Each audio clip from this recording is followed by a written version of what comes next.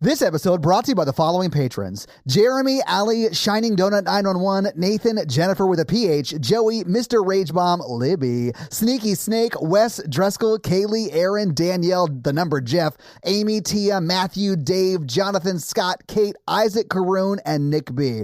But because it's that special time of the month, it's also time for us to shout out our You Can Get It level sponsors, and they are Mistrust, Jamie, the Boat Rat, Bryce, Haley, Artos. Oh, I probably butchered that.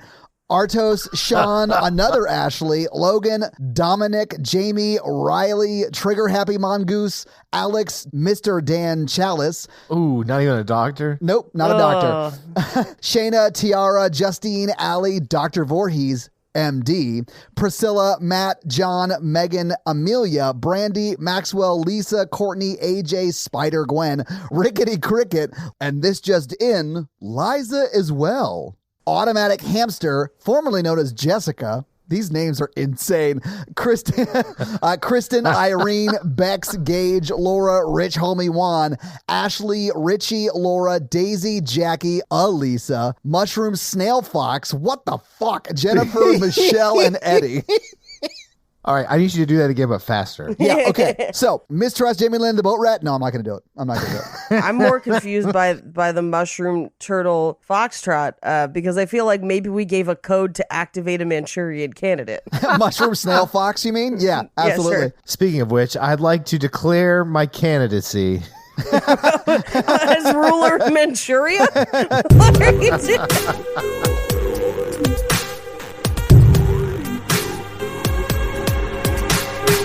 He's our Mikey Churian candidate. Oh, no. I'm going to go for treasurer of the Rooters Club.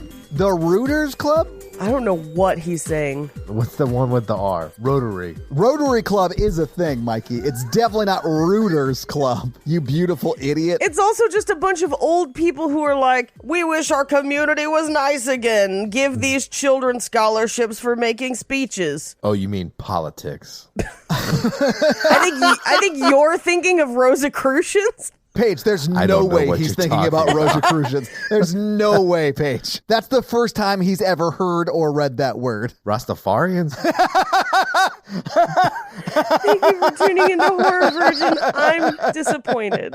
And I'm Mikey. And I'm your Horror Virgin Todd, which means I don't like scary movies, but you guys make me watch them. And this week, the listeners made us watch Creep. So was this the first time either of you guys had seen this movie before? This is my first time. It's my first time, too. I've seen it. I seen it. Mikey, when did you see it the first time and what did you think? I watched it randomly on Netflix once. And okay. I remember liking it at the time. Really? Sorry.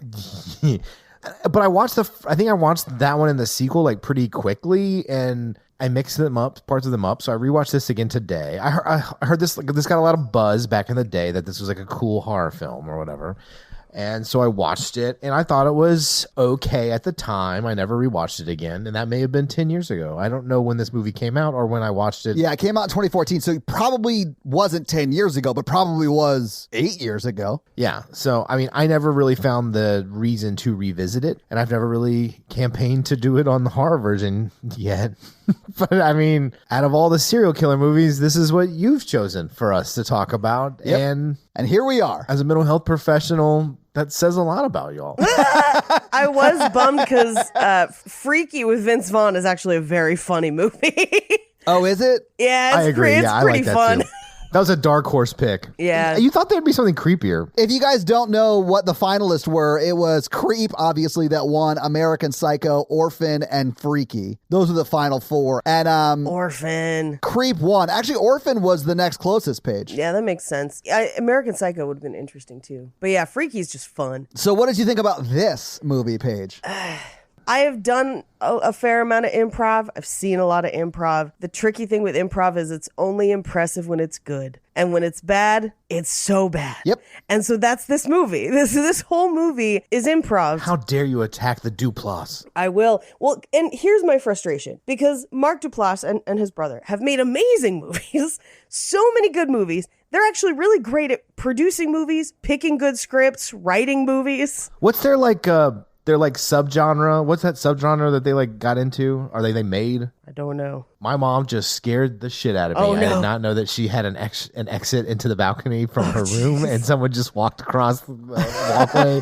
And I usually like the Duplass stuff almost always. My frustration with this is that it didn't need to be found footage. And I think it probably was for budgetary concerns. I'm almost positive that I know they filmed this over a week. It's one of the fun facts. I'm sorry. Mumblecore. Oh, yeah, well, I'm burning some fun facts. They filmed this over a week with only a 5-page outline. Everything is improv. Yeah, no shit. Like, yeah. And it's filmed at like a rented cabin and a house. Yeah. And it shows. Like, it's one of those things where you read, like, so many of the fun facts were like, can you believe this was all improv? I'm like, fucking yeah, I can, because it's not good. I can. Like, that's why I can believe it. Because I like the concept. Fascinating. Like, that's what gets me is I'm like, you could have written a script for this and it could have been really good. And instead we sit through 40 minutes of you talking with almost nothing happening. Yeah. And then another 30 some odd minutes of some stuff happening and then one far away kill. Yep. Why? Why did we do this? Why did we have to watch your weekend project? Is the sequel improv? A lot of people love the sequel. know. Todd even heard about the sequel being Well, good. I only heard that because people were saying the second one is much better. Like in the comments under the listener request final vote, they were saying the second one's much better. I've not seen the second one. Do you guys want to see my Peachfuzz? No. Most of the reviews on the second one are much better. Some stuff does come across as creepy, but like really if I was that guy, I would have left so long ago or like gone to stay with a friend or There's so Absolutely. many points at which I was like, fucking leave. So the second one is not improv. See, That's probably why the second one's much better.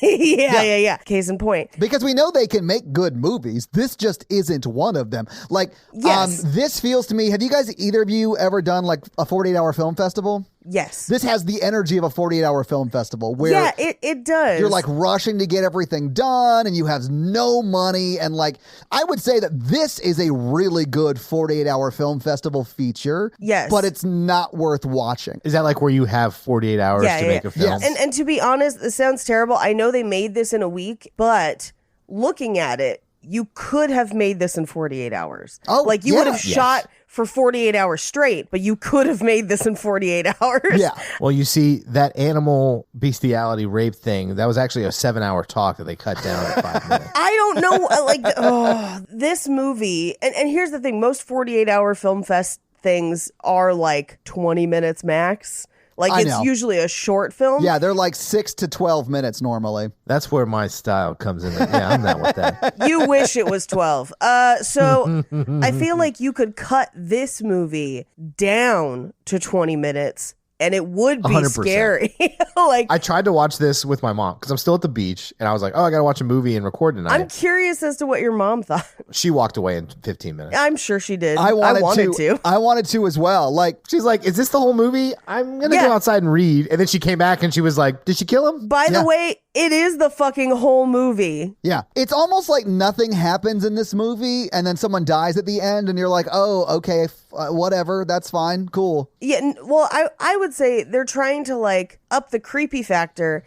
And so they're like layering in this stuff, but it's kind of like, do you remember Karen Kusama's The Invitation? I feel like that's a movie Yes. that does kind of what this is trying to do, but so much better. That movie was so good. Yeah, The Invitation's way better than this. It's not found footage. I know. Did not need the found footage. Holy shit, this gave me a headache. I know. But also, it plays on that idea of it's making you uncomfortable. And you're like, something's fucking wrong, but they can't leave. Like, they put actual barriers between them and leaving. This movie gets fucking weird from the jump, and he stays. I don't know why. I can't fathom. It doesn't give him any good reason to stay. And then he finds out that this terrifying person has his address, and he doesn't immediately go find a hotel or a friend or a parent. Yeah, he continues to stay. He continues to stay. so crazy. And it takes him like 2 deliveries of DVDs to try and report it. I'm like, dude, And even then, he goes to where he wanted him to go. made me furious because when he left that cabin, I don't know why he didn't, like, on the way down the hill or whatever, Call the police. Immediately. Or somebody or whatever. On top of that, the sister calls and she fucking knows what's going on and she hasn't reported it. Like, how is nobody watching this guy? But then on top of it, he then tries to report it to the police without any, like, identifying info, and the police don't give a shit. Which, by the way, some guy followed me home one night and I tried to do that and they were like, tell us if he hurts you, click. Like, that is exactly how the police respond.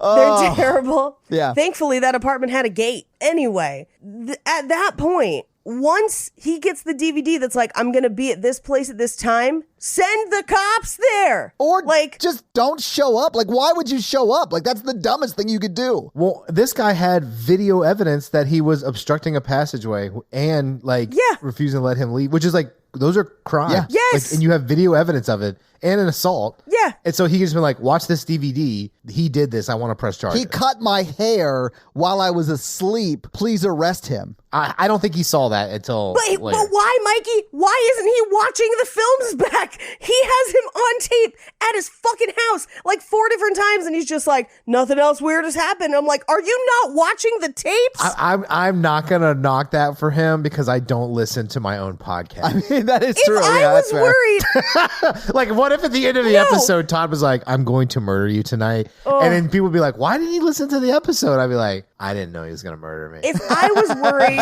first of all, if I stayed in the place where someone knew my address and could come find me, which why?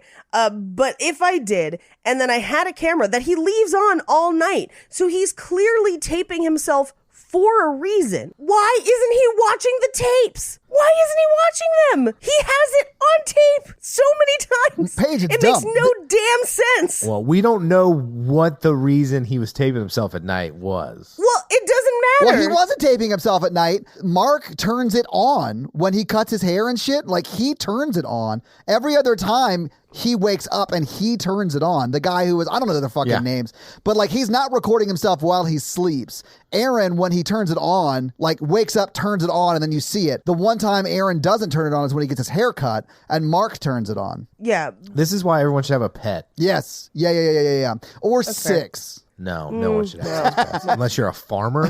Also, fun fact, this dude's a fucking terrifying stalker. If you have 6 pets, you're going to end up with 6 dead pets, because that's the kind of fucking crazy shit this dude is Todd, doing. you should get a stalker. No, I love my pets, Mikey. I got you, No, Todd. I know you stop love them. winking at me. I actually do love my pets. I'm not like a dog owner like you are, where you would be sort of okay with your dog getting offed. Well, I mean, you have 6. So there's got to be like 1 or 2 you like more than the rest. Oh, there definitely are, but I do love all so of like them. if you lost 4, like you probably wouldn't be that upset. No, I'd be super sad. Just if we like lost old any of timey them. people and all their kids. What? Yeah. No, I would be very upset if we lost any of our animals. Having just lost one, I'm still very sad about it. Would have been a scarier film if he was just like, "Hey man, what's your Snapchat?" Just sending him dick pics or something, Mikey? Like what? I mean, if you're gonna creep, you gotta really Yeah. creep. You know what I'm saying? You got to do it right. I kept thinking of this as like Ex Machina, where I was trying to think of like, what's a non-found footage movie with kind of a simple conceit of like someone gets invited to a house, they're kind of out in the middle of nowhere and they have to then escape. And that's the one I kept Texas thinking Chainsaw of. Massacre. Yeah, I kind of. Or X. Or X. But I feel like I understand why it's found footage. I know it's probably budgetary and I know it kind of fits in with the story, but it made me so dizzy that the whole time I was just like, did this need to be found footage? No. I think found footage is a product of its time. Where this came out, what, 11? No, 2014, 14, way past the time. It's budgetary, guys. Like this film. It's budgetary, This whole 100%. film should have been just like a proof of concept film, and Creep 2 for a bigger film. Yes, Yeah, and Creep 2 should have been the only one that we ever got to see. Like, they should have made this in a week and been like, hey, Jason Blum, here's sort of the vibe we're going for. And he's like, cool, let me give you a budget. Now make an actual movie. And that would have been cool. Like, Creep 2, from what I hear, is way better. But this very much sounds like a proof of concept that, like, for whatever reason got released on video on demand. And honestly, just makes me like Mark Duplass less. I really like him, but I mean, I like him too. I like a lot of those mumblecore films, but I don't like this. I'll say what I texted to you guys as I was watching it. that when I was looking it up on Netflix, it was like, do you mean Creed and Creed 2? And I was like, I fucking wish I meant Creed and Creed 2, because those movies fucking slap. I haven't seen them, but there's no way they're worse than this. You should watch them. They're really good. Do I have like to the watch Creed all movies. the Rockies to watch them? You do not. Do I have But to care also- about boxing? Not Just really, Rocky no. 1, Rocky Okay. 4, Rocky Balboa, and then Creed. But to be honest, I'm not going to watch any of those. even the Rocky movies are pretty good, like in general. Yeah, the Rocky movies are good. Not all of them. The original is amazing. 2 is not bad. 4 is like the classic. Is that the one where he fights Ivan Drago or whatever? Yes. That's the one I want to watch and nothing else. I liked Rocky Balboa, which was like when you thought that was going to be the last one, where it's the one comes I back. don't remember. I barely remember that one. I probably saw it. But to be honest, I feel like you could watch Rocky, the original Rocky, then Rocky 4, then Creed 1 and Creed 2. And I think you're pretty much covered at that point. You got which Rocky does he fight Apollo Creed? I thought it was, no, maybe it's not It's one. 4. Maybe it's 2. It's 4 because well, 4 is where Drago. Apollo Creed dies because Drago kills. Sorry, spoiler. Yeah. So, Wait, so what? it's 4. Yeah. What? Rocky 1 and 4. Dude, I'm telling you, Rocky movies are like not bad. They're pretty good in general. No, I'm just shocked that you just spoiled a 40-year-old movie for me. Whatever. You also don't need to know anything about boxing. Creed It's 2, Drago is the trainer of the guy that he's Yes. fighting. I must break and you. Drago killed his father. Yes. yeah. So he's Apollo Creed's son. That makes sense. Yes. Yeah. Well, yes. okay, Yes. There you go. sort, shit. sort Okay. of. Sort of. Okay, so here's the What do you mean, thing. sort of? Rocky movies. Rocky movies, while being about boxing, are not really about boxing. They are about the interpersonal relationships between the athletes and the people around them while they compete in a sport that takes a lot out of you. That's basically what Rocky movies are about. So the first movie is more about Rocky just becoming a famous boxer in training and going from being like a street fighter to actually becoming a boxer. Right. While like falling in love and like losing his coach. It's a really kind of like sad but good story. And then the subsequent Rocky movies are about him grappling with the ego of being famous and training and making sure that he doesn't take himself too seriously until we get to Rocky 4, where Apollo Creed, who he has fought a handful of times in the ring and is now good friends with. They are like people who used to fight each other but have become good friends because they fight each other. And I think Creed's like the champion of the world at that point. Yeah, Creed is like the fucking best. And Creed, I believe, challenges Ivan Drago because this is mid Cold War. Yeah, This is like height of the Cold War.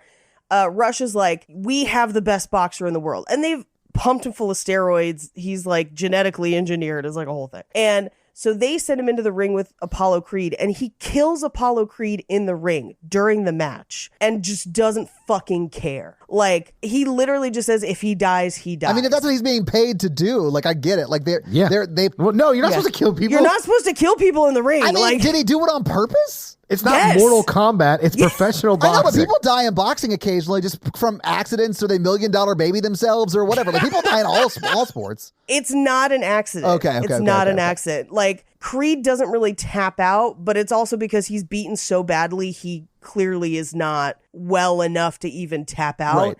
And Drago beats him to death. Like, it's brutal. And so Rocky trains to beat Drago as revenge for killing Apollo Creed. There are other Rocky movies after it. I don't remember them. One of them, he fights Hulk Hogan. You don't skip all Holy of those. shit. Skip all he those. fights Hulk Hogan, brother? Okay, fine. Just watch all of them. I don't want to. I don't want to watch any of them. You should. No, I'm telling you, Todd, you're going to watch them and be like, fuck, these are good. If we were doing an action movie podcast, I would make you watch every single fucking Rocky there'd movie. it'd be like our Friday the 13th. Like it's a Absolutely. franchise. Yes. So then Creed 1, the first Creed, is Apollo Creed's illegitimate son. So Apollo Creed dies. Yeah. And it turns out that he had cheated on his wife and has an illegitimate son whose biological mother also dies. So he ends up in like an orphanage. So Apollo Creed's wife, who we've known from like other movies, adopts him from the orphanage because he's the last thing she has to remember her husband by. I fucking love everything about this so far. Like, this is amazing. It gets better. It gets better. Yeah, it gets so much better. She raises him to not fight because she doesn't. She's like, She doesn't "My want him to die." She doesn't want him to die. She doesn't My want him to husband die. died fighting. It's like this whole thing. but he secretly fights because he's just like naturally good Yeah, at it. he's Apollo Creed's kid. And then who comes back to train Creed? Got to be Rocky, right? Well, we'll get to it. So he decides to leave his job as he's like a banker or something. Like he has like a day wears job. suits. Yeah. Yeah.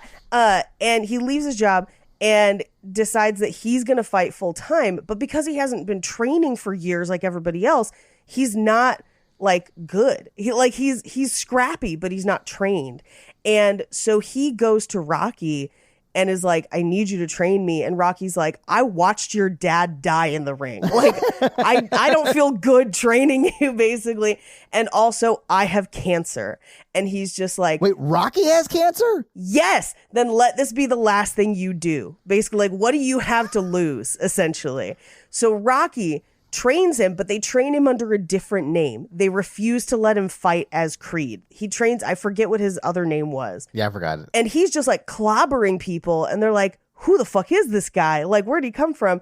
And then somebody slips it to the press that he's Apollo Creed's kid. Meanwhile, he's also in a relationship with Tessa Thompson, who's a singer who's losing her hearing, but it's not important. Anyway, so they reveal that he's Creed's kid. It's all over the news because he's like the new like lightweight champ or whatever. And someone he's like a guy who is like about to go to prison for like drug trafficking, very like Conor McGregor, very Conor McGregor. And he's like, I want to fight him, but I'll only fight if he fights under the Creed name because I want to beat a Creed, basically. So he ends up fighting under the Creed name and kicking that dude's ass. And you're just like, yeah. And then the next movie is basically Ivan Drago trains somebody and he has to fight the guy who killed his dad in the ring trained. You're welcome. Watch all the Rocky movies. I'm definitely not going to watch any of them now because I have like all of it. I know the story. I'm good. No, we're just glancing. It's like Dragon Ball Z. This is bare bones. I'm not going to watch Dragon Ball Z. Me either. It's a lot like Dragon Ball Z. Well, a lot of training montages. Well, now that we spent, 20 minutes talking about the Rocky and Creed franchises, do you guys want to talk about Creep? No, honestly, I could talk about Rocky for like the rest of this episode. Why don't we just pretend this episode that the cameraman is Rocky and Aaron? Mark Duplass is Dolph Lundgren's character from Rocky 4. Okay, so Dolph Lundgren has like big yellow square hair and he's just like, I must break you. You like that because Rocky goes out in the woods to train. And and he's like lifting logs. I've actually seen that montage because people make fun of it all the time as like one of the silliest it is montages. Hilarious. I don't know. It's like some weird 80s song like Fast and Loose. Yeah. What a disgrace. It's like that kind of music. I mean, the original Rocky is Eye of the Tiger. Yes. Like, that's where that song is from. I know. And he's running up the steps, Philadelphia. Yeah, everybody knows that. It won an Academy Award. Oh, wow. Which Creed is it in? The first or the second Creed where he's running and the whole city runs with him? I think it's maybe the second one. You're just like crying and cheering. It's so good. It's so funny that you said like that because that to me sounds like when Superman collects all of the world's nuclear missiles in a fucking trash bag and throws them into the sun. Because you're watching a man grapple with his, like, is it his destiny? Is this his name to claim? Knowing the history that name has, but a town just like wanting him to succeed. It's really good. Both the Creeds, at least. Fucking amazing. Okay, cool. So good. The very first Rocky, I did win a screenwriting Oscar and is just genuinely just good.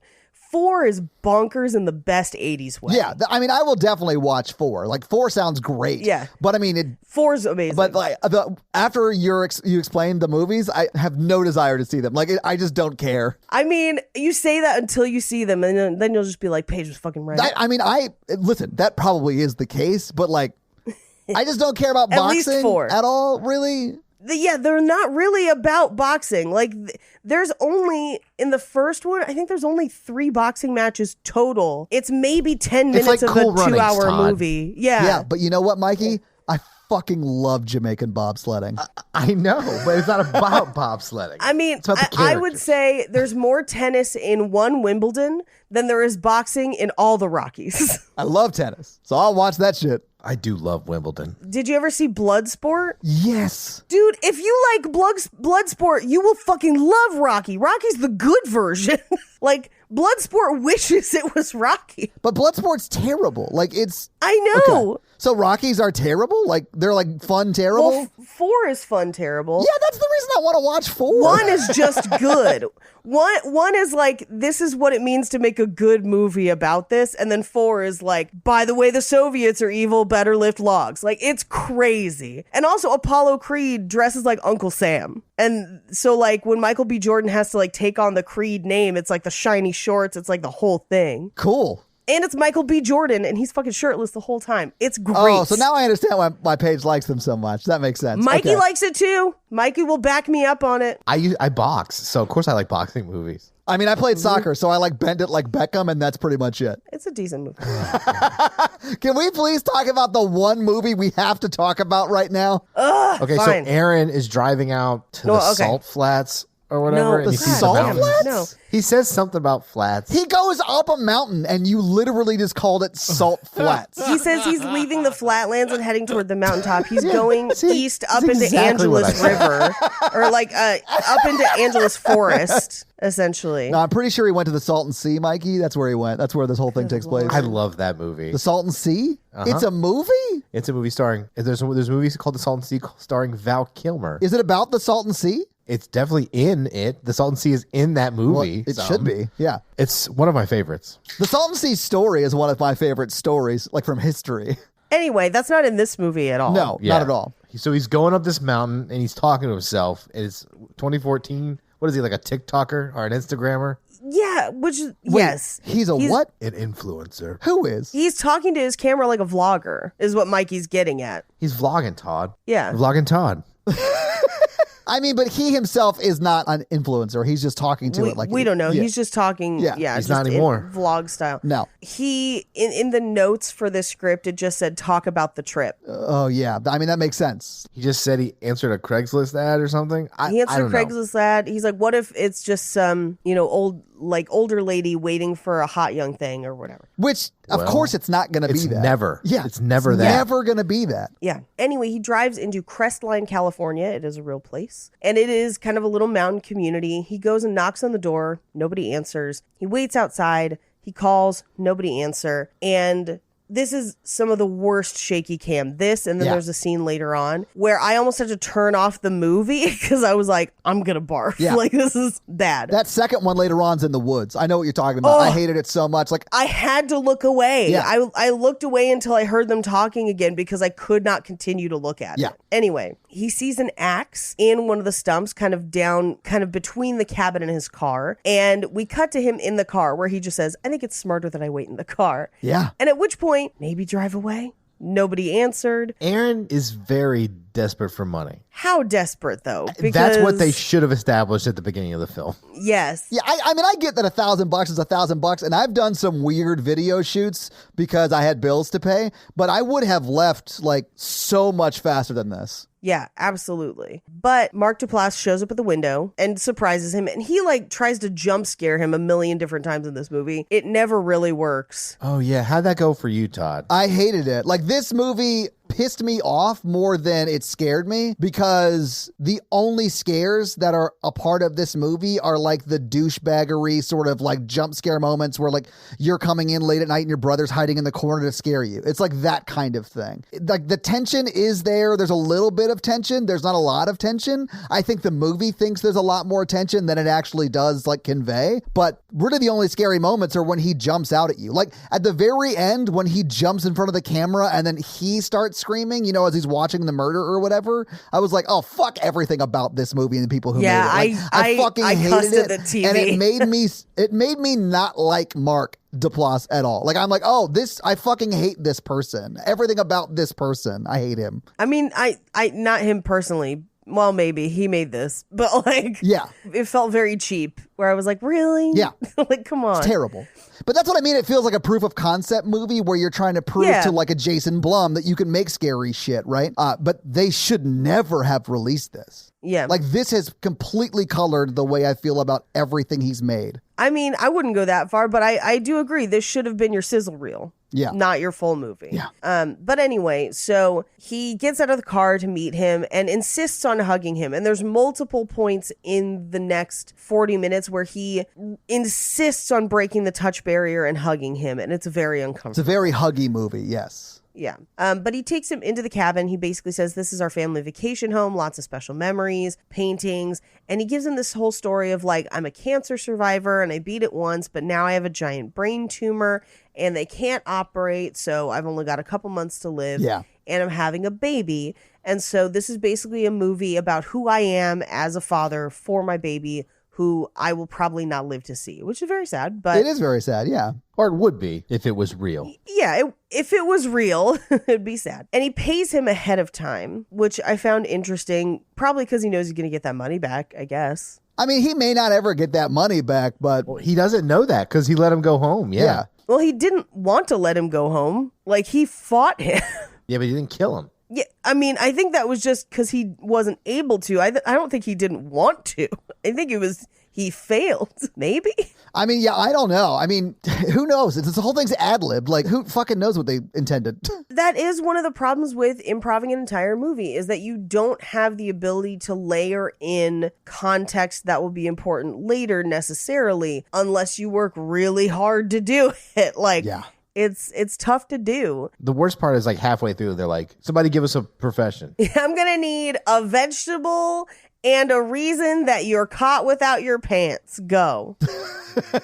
Eggplant masturbation. Caught my wife watching bestiality porn. Oh, that's such a strange story, especially once you realize that it's hopefully completely made up. Of course it is. He doesn't have a wife. It's of course completely made up. Well, no, he could have also potentially raped his sister. Oh, yeah, No, yeah. no, I no. mean, he's a crazy person. And I mean that like in the technical sense. Like there's something wrong with him. So it's anybody's guess. I would hope that if that happened. I think it was all made up. I think it was all made up. I hope it was. I would hope that if that happened, he would be in jail, right? Yes. Yeah. Well, and that's kind of what we'll get to it when we get to that part. But anyway, so he takes him into the bathroom for the first scene where he gets completely naked and he gets in the tub and he's like, this is... Which is like, if you wanted a red flag, like if you're going to begin your goodbye video. It's the biggest red flag. Yeah. I would have been fucking out at this point. This would have been my bye. Goodbye. I would have left the money and been like, hey, I'm just going to go. We don't have to think about this ever again. Please keep your clothes on until I'm back in my car. Yeah. I would have taken the money. I mean, yeah, take the money and run. Who cares? Yeah. But he films this whole thing and it's him almost pantomiming with an invisible baby in the tub. And then it just gets weirder and weirder and creepier to the point where at this point, I'm like, this man is not well. And I don't know why this is part of it. Because especially once you realize like what the whole of the movie is, why is this part of his process? Like, does he do a different one? I guess I'd have to see Creep 2 to find out. Does he do a different thing every time? Is it a different reason to have the movie every time? I mean, at the end, It is different. Yeah, I mean, at the end, you see that he's setting up another videographer type murder, but I don't know what his excuse for having the videographer there is going to be the next time, right? So you might be right. Yeah. It might be a different thing every time. And honestly, I feel like this is why most people shouldn't take improv classes. Like, I feel like things are going to get out of hand sometimes. I was just waiting for him to so this is our vacation house and we're going to be listing on Airbnb. So I just need you to take highs and lows, corners, pan the room. So right? that he would just be a real estate videographer. Anyway, so he kind of stops the tubby scene and is like, this is so sad. I'm not going to get to see him. I could just end it right now. And he slips into the tub and just stays under and waits for Aaron, the videographer, to be like, hey, oh my God, are you okay? And then pops out and is like, oh, it was a joke. And I'm like, that's not a joke. That's not. Another great time to leave. Yes. To be like, that made me so uncomfortable. Bye. Yeah. No, we don't joke about this. He's naked. You should leave then. Yeah, the nakedness would have been the out for me. Yeah. Like, if there was not nakedness discussed. Hold on. Mom, come here. Tell Todd and Paige what you thought about the movie. Just speak into the microphone. Great. That was stupid. Do you have any other comments? Like, what are you watching? I mean, that's how I felt when I was watching it. She said it was terrible. Wait, has she seen Rocky? Can you ask her about Rocky? Have you seen Rocky, the movie? Of course. She has. Of course, she said. Because it's course. a classic, Todd. Todd has not seen it. I mean, does she like it? I know it's not a horror movie or a rom-com. I don't know. He falls in love with Adrian, right? I think we might be able to do it for Romancing the Pod, right? Adrian dies and he names his Italian restaurant after her because their love was real. Wait, tell Paige. Just get on this. Paige, Yes. I don't like those kind of movies where the camera jerks around and it's. I hate it. I hate It's the that. It makes worst. me I nauseous hate and I it. don't like it. Yeah. It made me really nauseous as well. I had to look away at one point. It's stupid. It was like somebody was just taping something in their backyard. That's because someone was just taping something in their backyard, It was Bubba. stupid. Yeah, it was real dumb. I feel validated. My mom is like the critic from the cartoon critic. It stinks. Oh, Statler and Waldorf over there. Love it. Anyway, yeah, nudity that wasn't pre-disclosed in a contract. Bye-bye. As I learned from listening to the Dollop episodes on Steven Seagal. Oh, those episodes are hilarious, but terrifying. Yes. If someone's exposing themselves to you, say bye-bye. Sue them and take their money. Unless it's consensual and you want that. I mean, sure, but that should be a discussion ahead of time. Yeah, that's why she said contracted nudity is okay, right? Like, that makes Yeah, sense yeah, because yeah. everyone knows what's on board. Oh, I was talking about like relationships. Oh, no. If you sent a contract that was like, hey, we're going to do this, there will be nudity, blah, blah, different story. Because then I know and I have agreed, then you're going to be not surprised by that happening. But surprise nudity, never good. Yeah, surprise nudity is always a warning. Yeah. Anyway, they decide to go out on a hike, which also the second you're like, we're going to go on a hike, I'd be like, you're going to go on a hike. I'm going to go to the car. We're going to go our separate ways. You have fun with that. But as they're kind of getting ready and putting jackets on, this is where he shows him Peachfuzz in the closet, which is a weird wolf mask. And he puts it on and sings a song that he says that his dad made up to sing for little kids. And it goes on very too long. Way too long. And it's so clear that he's making it up in that moment. Like, Yeah. he literally, when he was writing the outline, the 5-page outline or whatever, wrote, I'll improv a song about Peachfuzz. If that even. And then did zero thought about it. Yeah. I think it's my least favorite part of the movie. Is Peachfuzz just in general? It has no place in the movie. Like, There's also no reason it's- for it. Like, he could just kill people without a mask on. Like, it's strange. Yeah. It's one of those things that's meant to be just like, ooh, isn't he weird? And it's like, yeah, but there were a lot of weird things before we even got to the wolf mask. yeah. Remember that time he pantomimed giving a baby a bath? So fucking strange. It's so creepy. I'm never going to be around a person who I've seen do that once. Like, that's... No, Yeah, you do that in the privacy of your own bathroom. I don't even do it there, Why, Mikey. Why would you ever need to do that, Mikey? I want kids. Yeah, but that's... No. But, Mikey, you don't actually do that, right? Like, please tell everyone... No, of course not. That you don't... Okay, thank you. Todd, only I need take to talk showers. to you about the podcast right now. Immediately. Immediately. Anyway, he grabs some hats out of the closet. They go on a hike because there's a legend about miracle waters of the heart that he found out from this made-up source, because he definitely knew where they were going. It's completely made up. Right. But he is finding a reason to drag him out into the woods. So I would have killed they- him here. Absolutely, you would kill them here. Like, this is the reason Paige will never go hiking on a first date. I just also don't like hiking, but also never on a first date. Well, that's true. But yeah, but this is why we tell people never to go hiking on a first date. Like, if they say, let's go hiking on a first date, they're going to murder you. Yeah. If you offer hiking on a first date to me, I mean, it doesn't happen now because I don't date people, but red flag immediately. Right? Immediately. The other thing that would give me a red flag is, so for me, whenever I was online dating, first date was always somewhere in a public place. I drive myself. I have a way to get out of it. Yeah. There's people around. And whenever someone would not agree to that in a first date, that date did not happen. Where guys were like, no, I'll just come over to your place. The fuck you No, will. you won't. You don't get to know my address. You don't get to, no. My first date, 100%. I'm always like, hey, come hike on my family farm. Nope. It's right by the unfinished graveyard. Yeah, take Nope. a left at Tubby Time. You're just a My Favorite Murder episode waiting to happen. I guess that's a podcast. I'll see you on ID Discovery. Yeah, I know, right? I'll see you on 60 Minutes. Anyway. Or the follow-up, 60 Minutes 2. Which it blew my mind that was a real show. The two things I could not believe about that episode was that they didn't have a Stab 2. They just skipped over Stab 2. And 60 Minutes 2 was bonkers. And that actually existed. Yep. Mm-hmm. Anyway, they hike down the trail. And he keeps like running off ahead of him so that Aaron, the cameraman, has to chase him.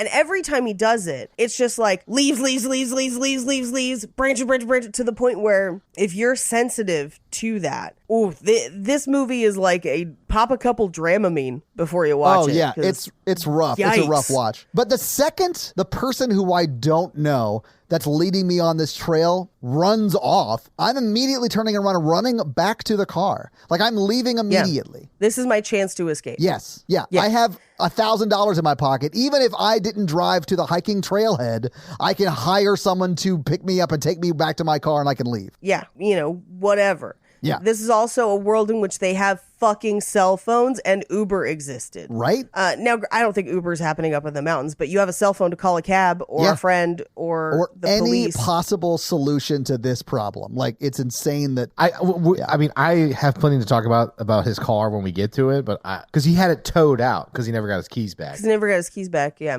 Which, how did he not call the police if he's towing his car away from there? Like the whole thing is... Yeah. Well, and he looks it up and he's like, it's just some rental. What name was he renting under? Right? Like, there are clues. He's unemployed, not an unemployed detective page.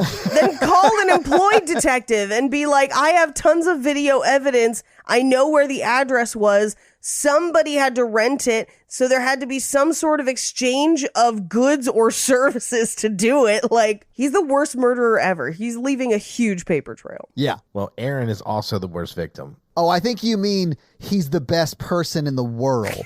So strange. Well, yeah, because he's the best person because he makes it so easy to be murdered.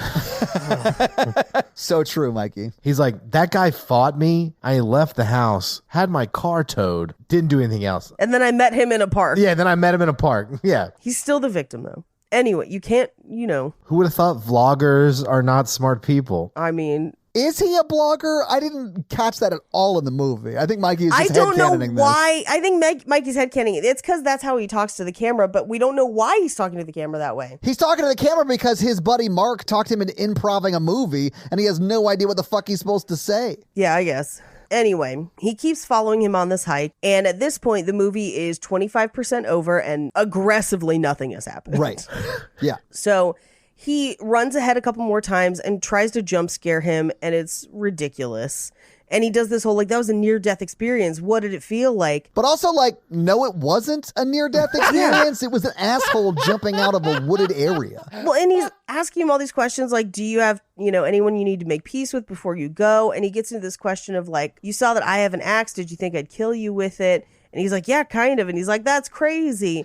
Do you think he was always planning on killing him with the axe, or he only asked that question and then decided to after he answered yes? I think that's the whole reason he has an axe. I don't think it comes with the cabin. I think that's his axe. I mean, that's the rented cabin, right? I think he leaves it out for people to see it. Yeah, same. Are you saying that it wasn't an accident?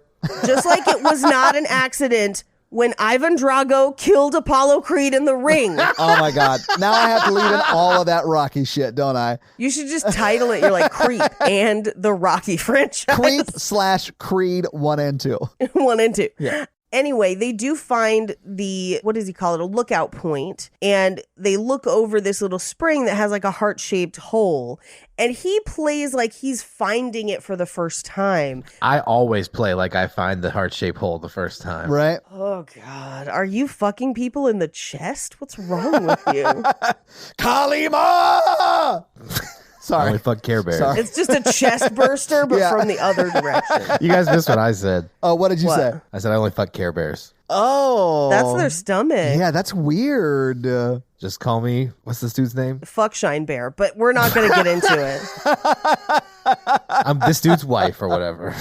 Marks? Yeah. His name's Joseph in the movie. It's Joseph's wife, Angela. Call me Angela. Angela!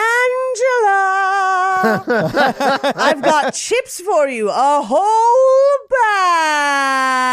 bag. Put some hair on and I'm in because I'm Angela, the person who likes furry people. Wasn't that nice of me? I put an axe in your head, a whole axe. Anyway, that was your sleepaway camp moment in this Rocky / Creed / Creep episode. I mean, they are at a cabin. I mean, that's fine. That checks out. They could have spent their time running through the woods training to fight Ivan Drago, but instead they went and found this weird heart-shaped hole. Right? Yeah. I never can find it. That doesn't surprise me at all. It's at the top, Mikey. Yeah. Well, technically, it extends backwards over the. You should watch this documentary on Netflix. Called Pleasure or whatever. Yeah. There's healing waters. I mean, if you do it right. Yeah. You'll be bathed in the healing waters, Mikey, if you do it right. Yeah. Cleanse yourself in the waters of Lake Minnetonka. Like Pusatonka. Yeah. Mikey is so red, and it's not because of his sunburn. But I am very sunburned. You are. Yeah, it's pretty great. Oh, I was going to try to do a Peachfuzz joke, but it's just like, I fell apart for me. Anyway, so after they find the heart-shaped hole, they go in and they like dunk their feet in and they're like rubbing water on each other's faces. Yeah. And then he scratches their initials into a rock with a heart around it, which I was like, troubling. Yes. That would make me very uncomfortable. I've never done that in relationships. I First know, of all, right? this isn't even a date. You paid me to be your videographer. Because I tried to do it. And the girl was like, we're not tree carving official, first off. I love her. Way to get to the heart of the matter, sweet. She was right. She was right. Yeah. Anyway, also in this movie, it's not a date. He's a videographer that has been dragged on a hike against his will. Yeah. And he's just like, love forever. But he then says, if you're still hungry, let's go to Billy Bear's. They have the greatest pancakes in the world. And then they get to Billy Bear's and he's just like, I wonder what's good here. And he's like, I thought you said you used to come here with your family all the time. And he's like, yeah, but they changed the menu. So anyway, have you ever done anything you're really ashamed of? And then we get like a 12-minute story about him peeing his pants. Yes. And how he had some sensor attached to his wrist that went up his sleeve into his pants that could tell if he pissed himself. Like, does that even exist? It does for people who wet the bed. Oh, okay. I didn't realize that was a thing. It's called an Apple Watch, first off. I pissed all over my Apple Watch. You slept 12 hours. You pissed 6. No, I had a friend. A friend, quote unquote, Mikey. Yeah, friend. I was not a bedwetter, but I had a friend growing up who all the way into like upper elementary would have to wear like Depends and stuff because there was something wrong with her REM sleep where her body would not wake her up. And so she actually had an alarm that when it sensed wetness, like of any kind really, would blare loudly to try and wake her up. Oh, I put one of those on my water heater. I don't think it's the same. I mean, that's the same principle. It's not. I mean, in theory, it's probably similar. Similar, but it was to try and train her body to recognize that sensation and that to makes trigger sense. it to wake up. That's also really embarrassing, and that's probably very traumatizing as a child. Yeah. I'm sure. And the only reason I know is because we went to a couple sleepovers together. I gotta treat my water heater nicer. Yeah. Your water heater's going to need therapy later in life. Also, if your water heater gets like head trauma and starts lighting things on fire, watch out. Oh, yeah. Because those are the early warning signs of a murderer. All that Is that what liquid happened? dump. Yeah. It's been disproven. The triad is not official, but their correlation It's more does like a not equal guidelines. causation. Right, but right. It's one of those things that like when you go backwards and are like, why are all these people serial killers? You find all these common things. But the other thing to look at is like, Generally, it's child abuse. yeah. Yeah. Your friend sounds more like a medical condition. But Yeah, I mean, no, like, that was definitely a medical condition. Yeah. well, this episode's not dark. We could have talked about Rocky. We could have. Now we're going to talk about my water heater's traumatic childhood. How good did that Philly cheesesteak look in Creed 1? I want to try a mac and cheese steak. No, I'm Think good. about it. No, I don't want to think about it. It's just like mac and cheese with like the cheesesteak steak in it. See, if I was improving this, I've been like, then I searched my wife's search history. Oh, It said- jeez. It said mac and cheese steak, and then that's caused a wedge between us.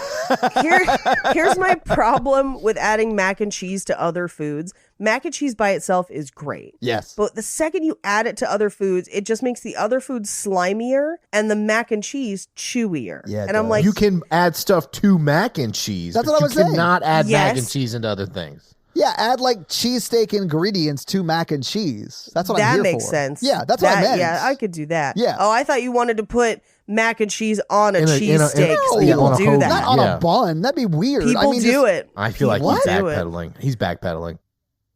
Well, and that's also the thing where people are like like grilled cheese sandwich with mac and cheese in it. I'm like, just give me the mac and cheese and a grilled cheese sandwich. Like, I don't need them together. The only thing I want with a grilled cheese sandwich is maybe some bacon, but like tomato basil soup is all I want with a grilled Tomato cheese soup. sandwich. That's I had grilled cheeses here at the beach. God damn, that sounds so good. Apples. Apples and grilled cheese, interesting. Okay. Hell yeah. I haven't done it in a while, but I used to get aged cheddar and then How old, Paige? How old cheddar? 18 always. Okay, that's probably wise. Yeah, Yeah. Just gotta make sure it's legal. you gotta get that barely legal cheddar. If you can get smoked aged cheddar, even better. Like if you can find Beecher Smoke Flagship. Damn, my favorite kind of cheddar is barely legal step cheddar. Yeah.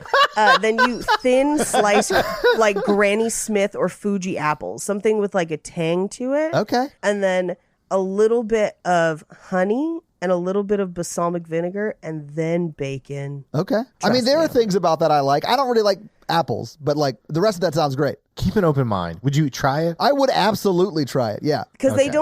they don't get quite as soggy as like apple pie. They stay Yeah. pretty crisp. Okay. And they cut the sharpness of the cheddar a little bit so you get a more rounded flavor profile. Nice. Anyway, when I'm like gonna do a grilled cheese and like really do it, that's what I do. Anyway, so after he tells his story about his alarm in his pants, then Mark Duplass is like, "Can I go? I'll admit something I'm ashamed of," and shows him all the pictures that he took on his phone of him waiting for him to arrive when he was like at the door Yeah, I'd have calling. been like, nope, gotta get out of here. Yeah, I'm fucking gone, dude. Like, I'll come back for my car another time. Yeah. Like, bye. And he's like, well, can we get past it? And he's like, yeah, sure. And I'm like, no. And they go back to the cabin. Aaron, you can do better, boy. Yeah. You could do better. And at this point, he's like, I think I'm going to head back. And he's like, well, no, I was going to pour you a whiskey and, whatever. And I was just like, no, get in the car. Like, there's no reason to go back inside that house. No, there is not. And like he has been with him all day. Like that was the deal. That's what he was being paid for. Deal Yep. complete. I'm leaving. Like this is insane. Right. But he talks him into that house to have that whiskey. And he runs up to scare him again, which is annoying. So shitty. Like I fucking hate him in this movie. Well, and he starts kind of like they like sit down and have whiskey and he's questioning him about the money. Yeah. And he's like, well, I've amassed a fair amount of wealth. I want to give you some money. There's a check in your boot. And he's like, you check. That means you need money. And it's just like, what the fuck? Like, There's it's a just, check in my boot. There's a check in my boot. Everybody is gonna check if there's a check in your boot. Of course there is. That's like Oprah being like, there's a new life under your seat. Like, it's, of course. Oh, I don't believe that life starts under the seat. Life starts after you select it on the tilt-a-wheel on Price is Right. I believe life starts with when you sit. But if he had a check in his boot, I would have turned the fucking movie off. Like I would have been like, this is so insane bonkers. Oh, I'm sorry, Todd. You don't believe in magic? What are you, a McDonald's commercial?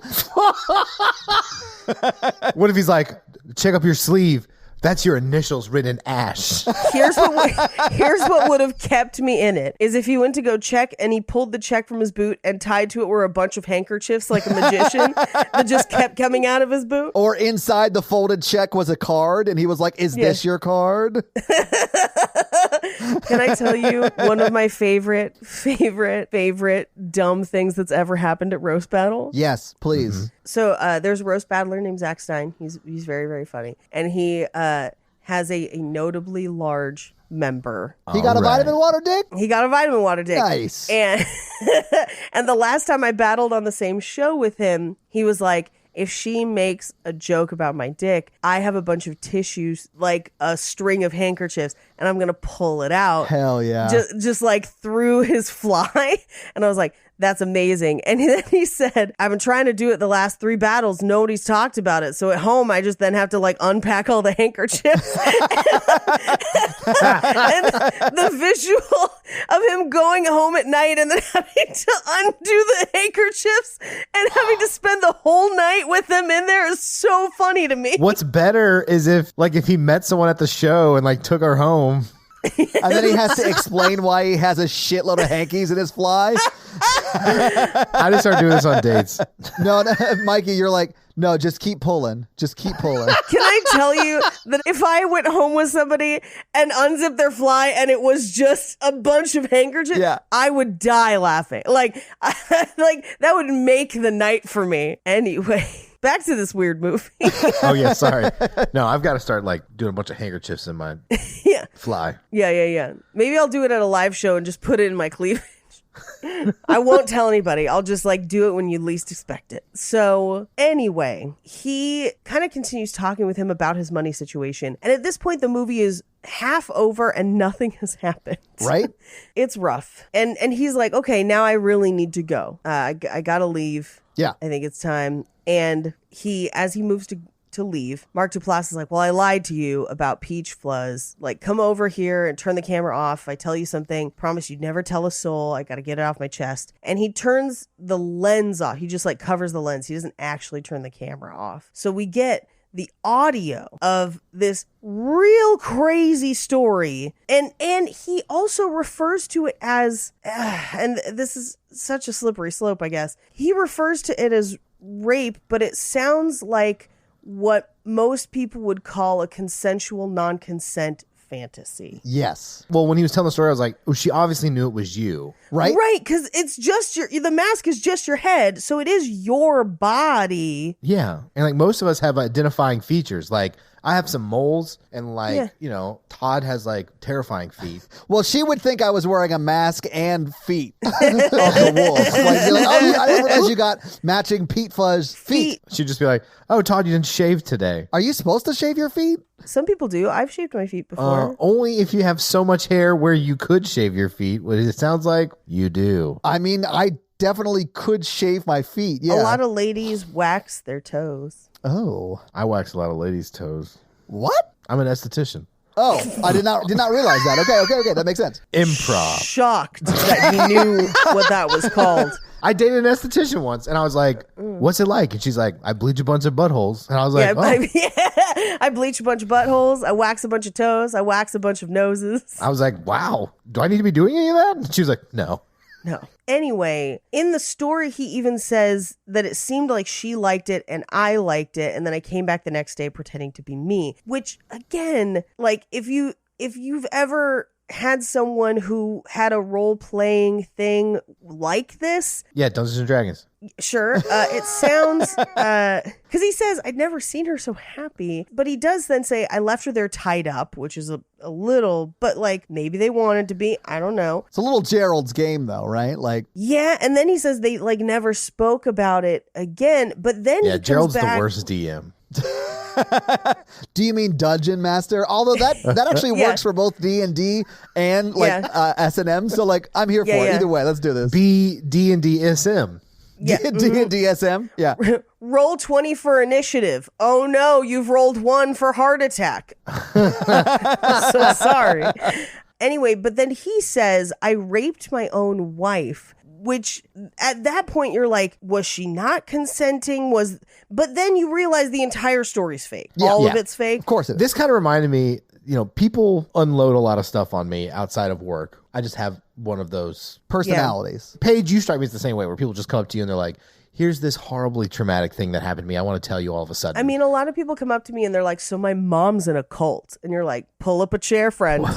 So like here at the beach, we like rented chairs or whatever. And so like the cabana boy comes up to me and he's like, it's really windy today, so we got to point your umbrella that way. And I was like, yeah, you don't want one of these things going loose? And he's like, no, you don't. I saw a 3-year-old impaled and killed on the beach last year. And I was like, what the fuck? Oh my God. That is terrible. And he like goes into this story and I was like, okay, that must have been very hard for you. And I was didn't like, even know that could happen. Me either. it just like tumbled down the beach and then like landed on a kid. If he didn't end this conversation with improv, I'm going to be very upset that it actually happened. No, he's like, I saw everything. I'll never forget it. I have big nightmares in the night. I And then would he's like, too. So do you want me to adjust this for more shade? And I'm just like, I'm on vacation. You're at Myrtle Beach, right? No, I'm in Perdido Key. Okay, so I regret to tell you this. It happens every year What? at most beaches on the eastern seaboard. Oh my God. It is in 2021. It happened to a woman in Ocean City, Maryland. In 2019, it happened to a 13-year-old boy in Massachusetts. And then it happened to a 3-year-old boy at Myrtle Beach, but he lived and survived. It has happened to a 55-year-old woman who was impaled in the chest. It happens so often. Oh my God. Okay, according to a study done by the BBC, umbrellas injure thousands of people per year. Umbrellas kill more people than sharks. I was about to say, it sounds like if you go to the beach, you're more likely to get killed by an umbrella than a shark. Yes. Oh my God. Holy shit. More than 31,000 people have been treated in hospitals for umbrella-related injuries between 2008 and 2017. What? Wow. That's like not a lot of time and a very big number. This all really checks out because they seem very shady.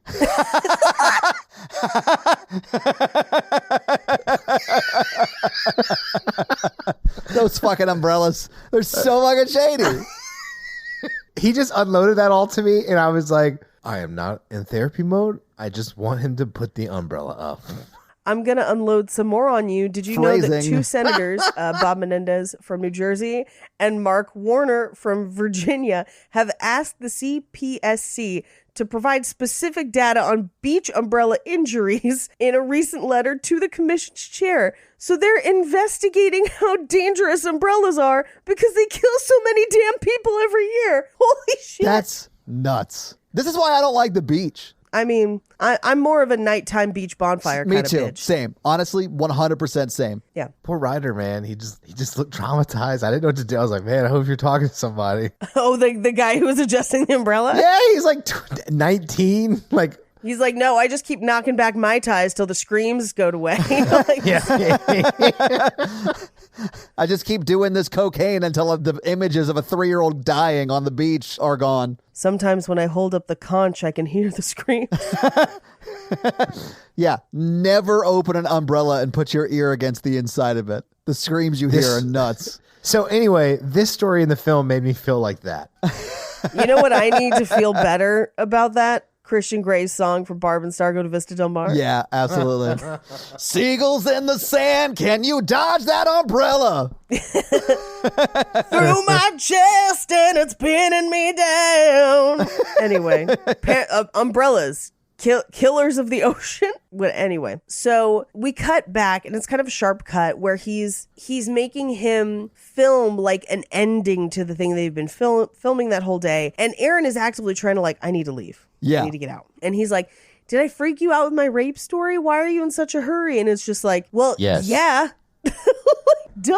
That would freak anybody out. And he's looking for his keys. He can't find them. And he's also had a couple drinks. And so he's like, well, you should just stay here. You know, we can't find the keys. In the morning, it'll be light. Yeah.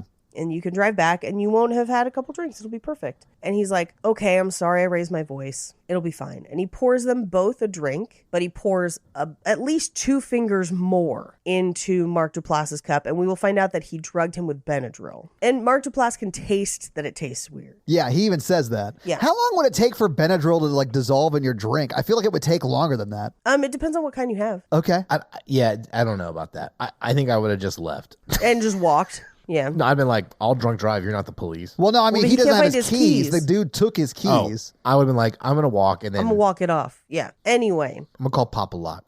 So as we watch, Mark Duplass's character kind of starts to pass out, or at least appears to pass out. And he's touching himself and talking about Peachfuzz. It's real upsetting. I just don't like the term Peachfuzz. And he definitely, I feel like he was like, it'd be weird if like we made this movie called Creep, and then we'll say like 3 creepy things, and it was like built around Peachfuzz and this story and Tubby Time. Yes. Yeah. But Mikey, like if I was spending the night at your house and you fell asleep on the couch and you started like rubbing yourself and moaning, I would immediately leave. Like, Yeah. Well, and he's looking for his keys, and I'm just like, get out of the fucking house. Yeah. Like, fuck the keys. yeah. Right. But he can't find the keys. He does find his phone, and it rings, and it's Angela. Oh, I thought he found Joseph's phone. Like, how would Angela know that's to what I call mean. him? Oh, okay, No. okay. Yeah, he found Yeah. Joseph's phone. Yeah, he did. And so he goes into the bathroom and he answers it. And Angela clearly is like, hey, my brother's a fucking murderer. You need to get out of the fucking house. Yeah. I mean, she doesn't say he's a murderer, but she does say, like, you're not safe, He has more or problems. less. You're Yeah. not safe. You got to go. And she wants him to give her the address, which I don't know why he doesn't. You know, he might not know it, but like, I would take down her number and be like, Absolutely. I'm leaving right now and I will text you from when I'm not here. Yes. And she says, you need to get out of that house right now. And he comes out and Mark Duplass is gone. And I don't know why he doesn't immediately leave the house. Like, fight him in the woods where you can hide. I don't give a shit. But the slider's open. Yeah. And he goes out onto the balcony to find him, which is like, why? No. Just leave. Just leave. Especially, I mean, he just got off the phone with his sister, found out that Yeah. Joseph is lying because, About everything. yeah, about everything. So, like, why are you looking for him? Why are you not just getting the fuck out of there? Oh, yeah. yeah. And he pops up behind him and he says, death, it's coming. And then he's just like staring. Yeah. And he just says, I don't want to die. And he's like, I know. And also, I know what's going on here. I know that you're troubled. I talked to Angela. And again, run. You don't need to have this conversation. You don't need to have a confrontation. No. I would have No. been like, I have to go check something. I think there's a key under. I think I may have dropped the keys outside. I'm going to go look for them. Sprinting away. Yeah. Yeah, absolutely. And so Aaron, the second he says, I talked to Angela, Joseph takes off through the house. Well, just runs downstairs where the front door is. Yeah, and he's blocking the door with the Peachfuzz mask, and they get into kind of an altercation, and When he's nodding and shaking his head with the thrusting. Peachfuzz bag. Well, yeah, but he's Oh, also yeah. like rubbing his butt against the door and growling. I was like, what is happening? He's marking his territory. he's like pelvic thrusting. Like, it's clearly a sexual thing. Oh, yeah, he is definitely a process killer. Yeah. So we cut to a video of him the next morning outside burying what looked to be like trash bags with a body in them. Garbage bags. Yeah. And then we cut back to reveal that it's a fake out, that Aaron is like, this is the video he sent me after I escaped. I towed my car, blah, blah, blah. Right. I was like, you escaped, came back, towed your car, and never found out this guy's real name or called the police or anything. Yeah. Well, and he's like, now he knows my address. Fucking leave. Run, dude. Or go stay with a friend. Like, if that was me, I would honestly... This is going to sound pretentious. If he's that desperate for money, he's probably renting. Yeah. Yeah. Run away. Yeah. Mikey, No if that was me and I did this video shoot and someone creeped me out and then I started to find stuff at my house, I'd be like, hey, Mikey, can I come stay with you for a week or 3 weeks or a month while the cops sort out this insane person who's fucking with me? Right. I'd be like, no. Unfortunately. I do not have room to accommodate you. Anyway, so we cut to, he just throws it away, and we cut to that night, and he's talking to the camera, and he's like, and I'm having these crazy dreams where we're in a hot tub. We both have masks on, and I'm the baby wolf, and then he's pouring me wine.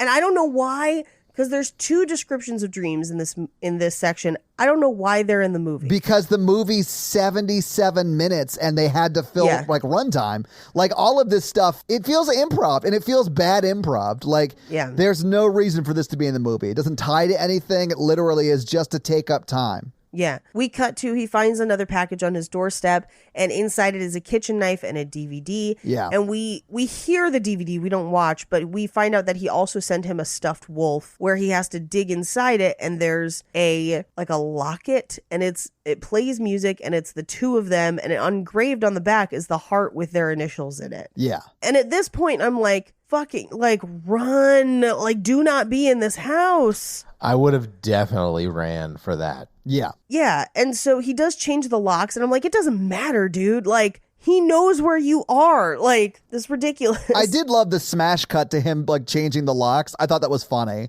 It was funny. Well, and I did like his conversation with the police because it is very true to what I have experienced in attempting to call police and this kind of stuff. Yeah.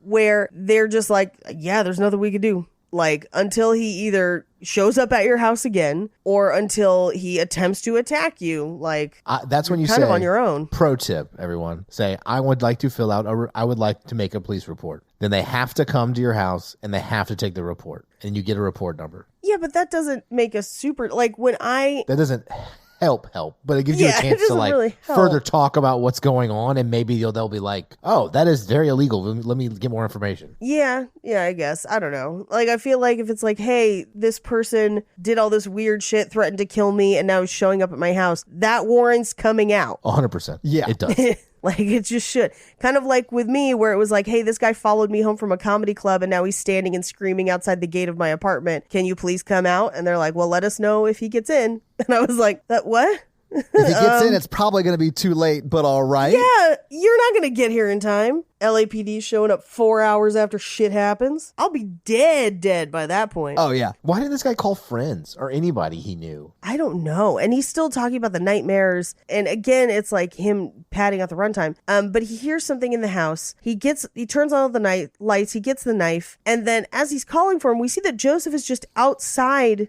the door. Like, he's there. And again, he didn't watch back the camera back. Like, no, he didn't. He never does. So I did think that was super creepy, though, because as Aaron walks in front of the door, that's when Joseph steps into the glass door frame. Yeah. And you're like, oh shit, he's right there. Like, I thought that was pretty creepy. Well, and he chases him around in the bushes in the back of the house. And I'm like, you're going to get fucking stabbed. Like, what are you doing? Oh, it's super dumb, Paige, because he opens the door, goes outside without pants on, by the way, and walks behind his house. That's when you see that Joseph has gone through his trash, right?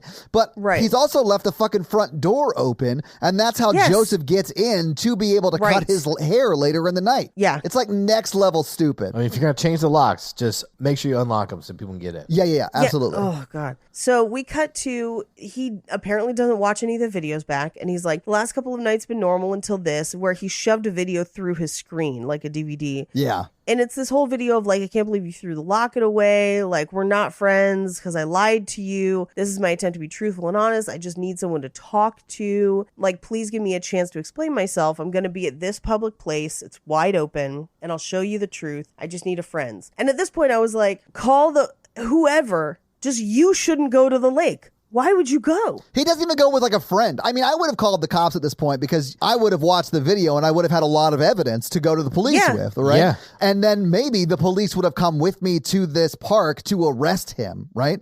Right. But he doesn't even bring a friend. Like, he's not like, hey, this guy creeps me out a little bit. He's like, maybe he is lonely. I don't give a flying fuck how lonely he is. Me either. Of course he's lonely. He's a murderer. He kills everybody who's around him. I'm lonely. Would you guys meet me at a park? No, not if you were this dude. Not if you had made me watch you take a bath when I didn't want to. So yeah, for that reason, Mikey, I'm out because you made me watch you take a bath. I don't understand while you and all of these other people that I'm talking to don't like tubby time.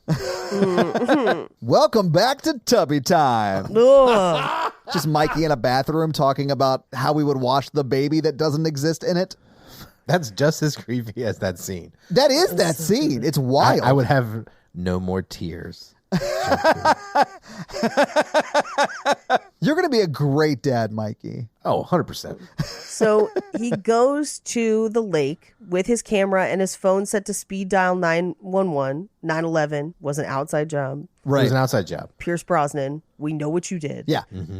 And he walks down to the beach. Now, what was really interesting is that my subtitle said that there was a chainsaw buzzing, but it never pays off. So I think it was in the background. Like, people were outside working on their yards and stuff. Yeah. Okay. So he sits on the bench, walks up behind him. I don't know how he doesn't hear the footsteps behind him. He would have heard him. Because he's the goodest person in the whole world. He puts on the Peachfuzz mask. This goes on fucking ever. Yeah, it takes way too long. He whips his jacket open, which you would have absolutely heard. Yeah. And then brings up an axe, swings it in broad ass daylight in the middle of a park that's definitely got other people in it. Yeah. Swings the axe, hits him right in the head. And we cut to him re-watching the video and like making a video talking to him. Because Aaron had a splitting headache. He did for a very short time, and then he just died from it. Yeah. Yeah. Well, and he even says as he's watching the video, because he's like making a video talking to Aaron about the video of him killing Aaron, which is like... Oh, I thought he was making a video of him jerking off to his murder porn because probably that you too. hear him breathing heavy. That's just YouTube. It's a reaction video of him watching the reaction video. But he just said, he's like, why wouldn't you turn around? And I'm like, yeah, why wouldn't you fucking turn around? And then he's like, you believed I was good. And I was like, he shouldn't have. All the signs were there. Yeah.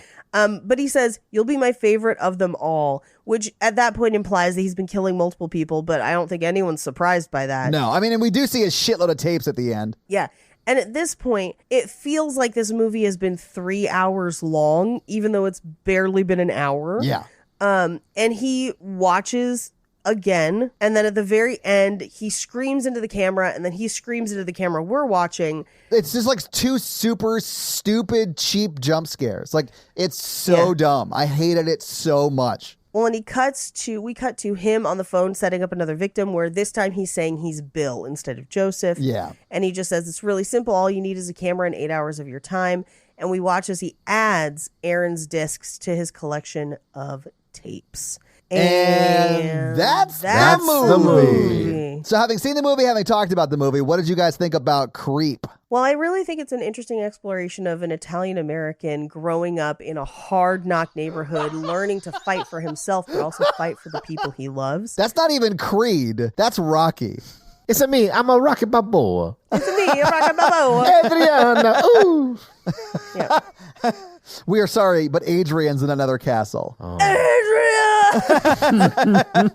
I don't know. It's interesting. It's interesting that you could just, I don't know. Horror fans are so great. They're so like rapid and they want content and they want to support it that like, you know, you can put lipstick on some real interesting ideas and like people will be like, you guys got to watch this. They tried something different. Here's what I will say. It's an interesting premise for a serial killer. I will watch the second one at some point because I hope they've refined it essentially. I feel like a well-edited, truly like screen written version of this shot just regular, not found footage, could be really scary and good, but that's basically just a different movie. It's just me wishing this movie was a different movie. It might as well be Rocky. I mean, based on what you told me about the second movie page, that it was like scripted and they had a budget and stuff, like I'm sure when we get to Creep 2, I won't hate it nearly as much as I hated this movie.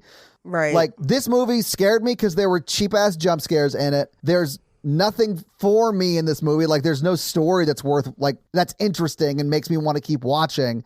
And it is just, like, trying to be creepy and is not really as creepy as I think they think it is. Yeah. I mean, maybe he's surprised he sold it. I don't know. Yeah. I mean, I made movies like this in high school with my friends. Yeah. Except he made a lot more money than you did in high school. Oh, I know. I mean, and he should. Like, he's a way better creator than I am on that level. Like, the other shit that he's done is great. This is terrible. I don't know. I mean, I can see why people want to love this movie and and maybe it does lead to like this great sequel and kind of like Poughkeepsie Tapes. So people loved that one and they still love that one. To be honest, I feel like Poughkeepsie Tapes was another one where I was like, there is meat of an interesting story here. I'm handled with you, Paige. better. I'm with it.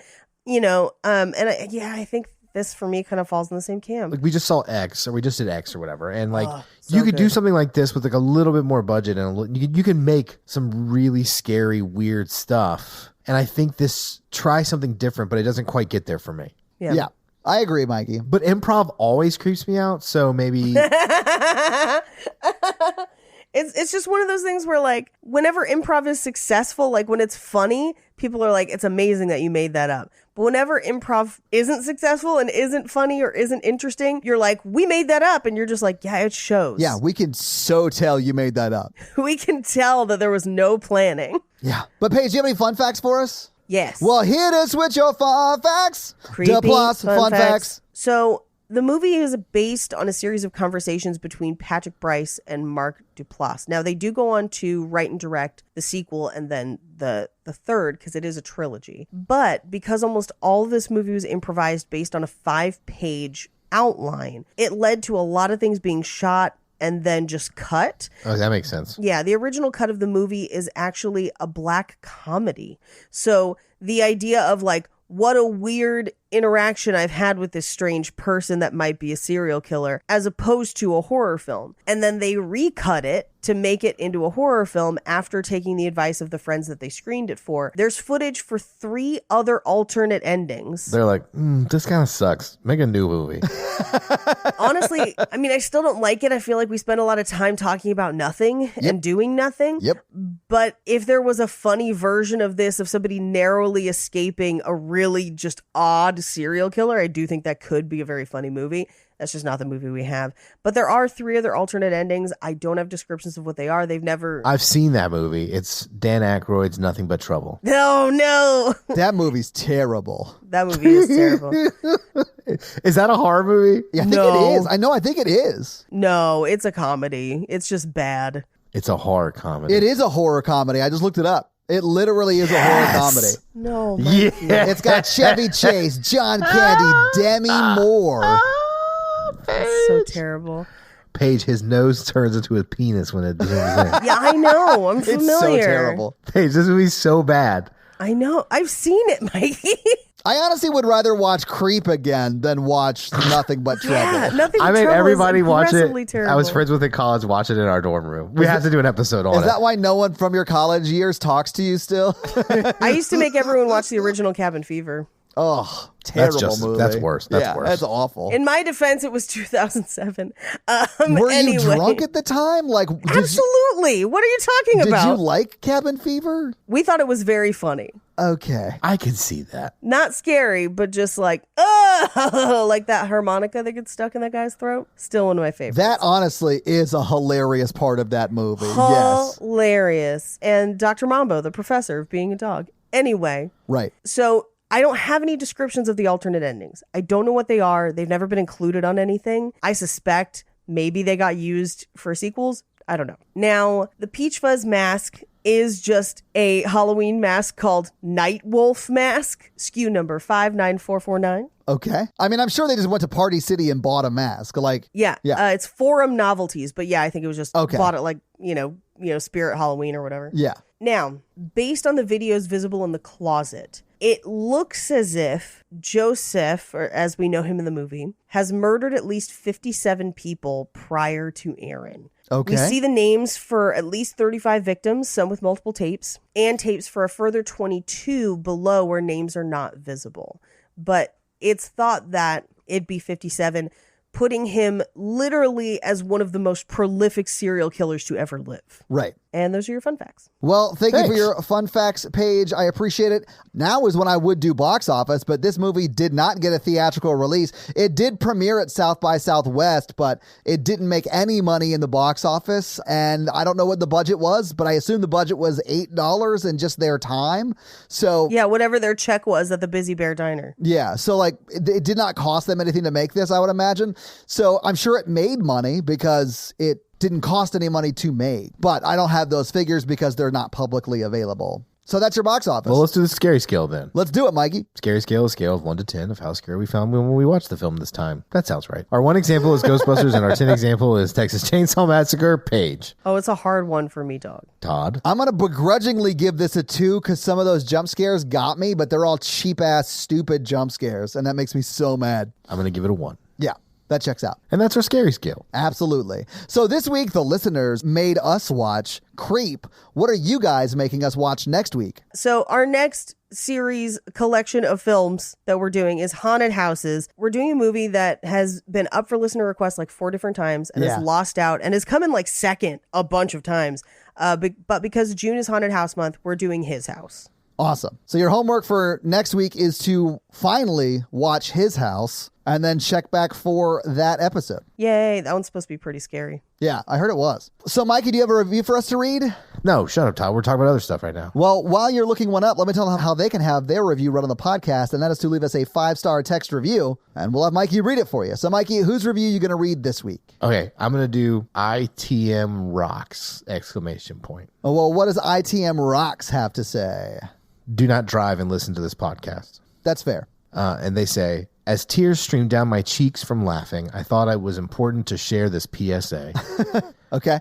Which means public service announcement. That is to what you that people at means, home. yes. Mhm. Yeah. Seriously, though, the hosts are all hilarious, and even if I haven't seen the movie, their recaps make me feel like I have. Paige, Todd, and Mikey are all treasures, and I always look forward to their next episode, both here and on Romancing the Pod. 5 stars. Oh, they listen to both. That's very nice. Yay. Well, ITM Rocks, thank you so much for that awesome 5-star review. And if you want to have Mikey read your review, leave us a 5-star review. So, guys, if you like this show but want to hear this power throuple on another movie review show about romance and romantic comedies, check out Romancing the Pod, where Mikey, Paige, and I break down and make fun of romantic movies. It's a lot of fun, guys. Check it out. If you want to follow us on social, please do. We are at Horror Virgin or online at horrorvirgin.com. If you want to follow us all individually, you can do that as well. Paige is at Paige Wesley on Twitter, or Rampage Wesley everywhere else, including TikTok. Mikey is at mrandolph24, and I am at Todd J. Awesome. If you like the show so much and you want to help financially support it, please do by going to patreon.com/horrorvirgin, where you can get a lot of great levels and a lot of great stuff like bonus episodes, director's cut episodes where they're a little bit longer and you get them actually a day earlier than the regular feed drop. We do a lot of great things like listener requests and stuff like that. So guys, check out the Patreon and help support the show. If you want to financially support me, but not Todd, just look me up on Venmo. If you can't financially support the show, that's understandable. That's fine. But if you want to hang out with us on the daily, join the Facebook group at facebook.com/group/horrorvirgin. We also link it like once a week, so just find it there and join the awesome Facebook group. Literally, we're in there talking every day. It's awesome. And guys, we got a P.O. box. So if you want to send us some love letters or whatever you might send to a P.O. box, it's actually not a P.O. box. It's like a regular street address. It's pretty awesome.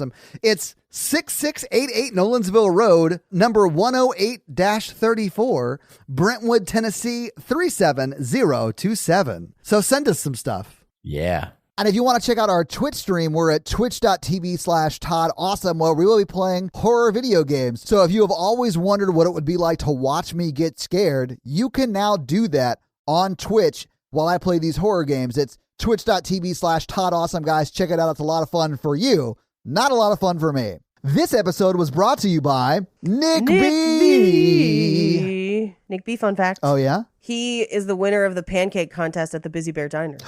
Ooh, did he have to eat like a lot of pancakes? Is that like how you win the contest? It's actually a cooking contest. Oh, nice. So he makes really good pancakes is what you're saying. Oh, no, it's kind of a misnomer. You've got to cook and eat people. Why? Because we said so. Chaos. This episode also brought to you by Tia, and Tia's teenager is driving her crazy this week. So how is Tia's teenager driving her crazy this week? She keeps getting in the tub with her. It's a little weird. Oh, She's that a is teenager. a little weird. Yeah, that is very weird, Tia. I'm sorry you're having to deal with that. Tia's just trying to take a relaxing bath. I was afraid that she may have enrolled in improv classes, but this sounds a little bit worse. I'm also missing that precious skin-to-skin contact. You know, that's really important for my development. As a teenager? No, as a man. Ugh, okay. Well, Tia, watch out for Mikey also getting in your bath. No. Oh, yeah.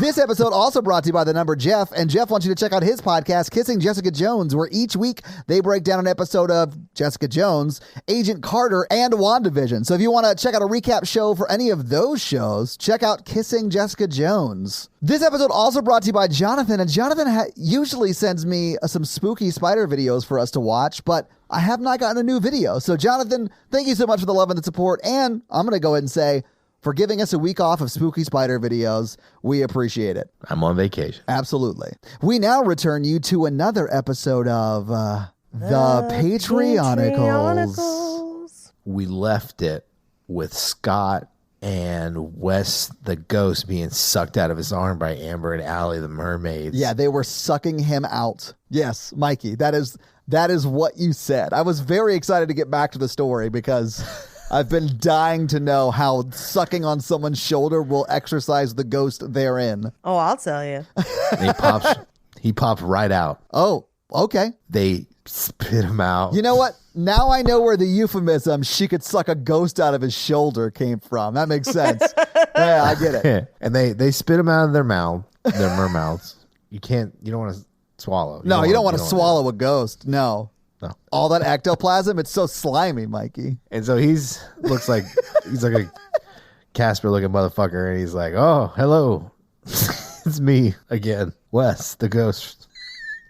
And we're gonna cut away from that scene. All right, back to the arena, and inside is Davy Jones. Wow. Okay. From the Monkees? Yep. Oh, the pirate. Oh, fuck that. Hey, we're some mermaids here to suck a ghost out your shoulder. Mike is making up all this shit and it doesn't make any sense. Improv.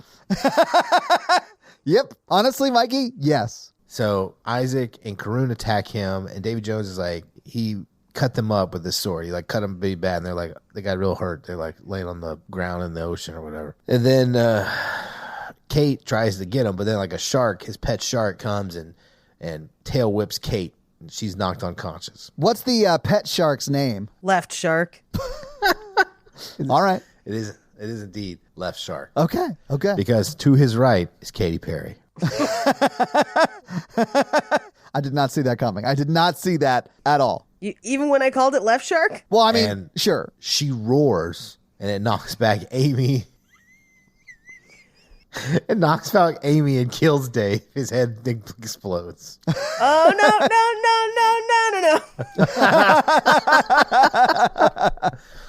no. Danielle, Aaron, and the rest of the Moon people have taken their places in the audience to watch the heroes get killed over and over again because they're tired of that shit, and the mun has been destroyed for like many moons. I can't say that. Many months ago. Anyway, Most Evil Matthew is over there, and he is stepping on the eggs of endangered fish. I'm okay with this, actually. Okay. And he's sticking turtles into six-pack holder plastic rings. Okay, I'm not as okay with that, but it is a funny visual. Yeah. Okay, then we... It's very evil. Yeah. Kaylee, who is now hooked up with Captain Brother, they are on their submarine because they got loose because the mer people are disgusted by human sex. Well, if you'll recall the last time anyone had sex on this show, wasn't it like... They rubbed their butts together. Yeah, it was like butt sex, but just like rubbing butts together. And that's what's happening here, except it's more... They're making butt sex, not just doing it. It's a real intimate moment. Driscoll he is also fighting Davy Jones, and he's like, we've got to get rescued from here. The Atlantis people really suck. And Joey, Nathan, and Sneaky Snake are trying to fight Davy Jones too, and they kill his shark, Left Shark. Oh, no. No, was it because Left Shark tried to dodge and instead just danced all weird? He can only turn left. And so Driscoll the He Illuminati. couldn't pull off blue steel. Yeah. He slaps Katy Perry in the face. It's dark, so you guys can't see, but I'm doing the Left Shark dance. Oh, are you? Yeah, I can't see anything on I'm your just screen. over here doing the Left Shark dance. And then Shining Donut, he falls and envelops in Donut Davy Jones, and they win that battle. God, Oh. that sounds so good right Wait, now. they like lassoed him with Shining Donut? No, he fell on him Oh, okay. like a giant donut. Okay. But like if a giant donut fell on you, like you would fall inside that hole and be fine. He is a jelly donut. Oh, he's filled. Okay. That would crush So you. he yeah. bleeds to death? Not yet, but no spoilers. And that's the end of the episode. Well, I guess we'll have to wait till next week to find out if Shining Jelly Donut does bleed to death on another episode of The Patrioticals. Like a sub 2-hour recording. That's going to be it for us, you guys. I'm Paige. I stopped recording When did you stop recording? just now. I pressed the button because I got excited. Well, do you want to say your name at least? You can say it for me. Mikey was here, but he fucked up. I mean, I'm recording your side, so like I can. Oh, are you? Yeah. He left it up to us to do it, and now he's left for what we're going to say. Mikey. My name's Mikey. And I'm your horror virgin, Todd. My name is Mikey, and I'm Baby. Have a great week. Keep it ooky spooky, Paige. Well, I usually go before Mikey, but he fucked it all up. No, I used it as a chance to insult him. Keep it ooky spooky or whatever. yeah. Have an okay week. Bye. I'm definitely going to murder Mikey, and he'll never know because he's not going to listen to this part of the podcast. That's true. He never does. And he Yeah. won't remember that we said this in front of him either. Right. Mikey nerd. Oh, God.